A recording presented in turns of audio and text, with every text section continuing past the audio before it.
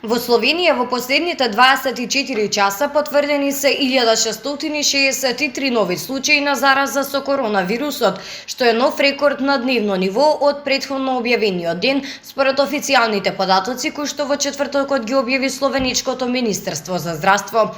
Со ова бројот на потврдените корона инфекции од почетокот на епидемијата во Словенија се зголеми на 17.646 случаи, а активни се 10.136 лица.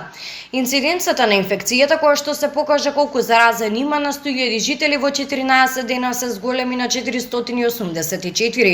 Во словеничките болници се хоспитализирани 357 пациенти, од кои 62 се на одделите на интензивна нега, додека во новите 7 смртни случаи како последица од COVID-19, овој показател се зголеми на 207 починати.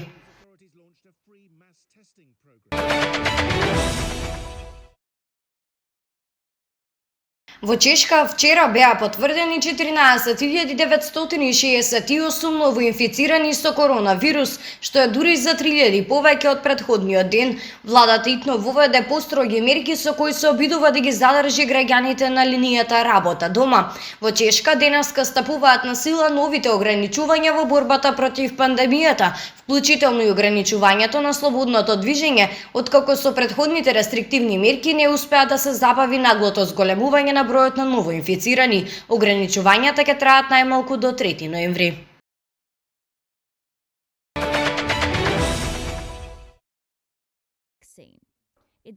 5 руски компании активно работат на подготовка на производство на вакцина против коронавирусот Спутник 5, изјави директорот на Рускиот фонд за директни вложувања Кирил Димитриев за првиот канал на руската државна телевизија.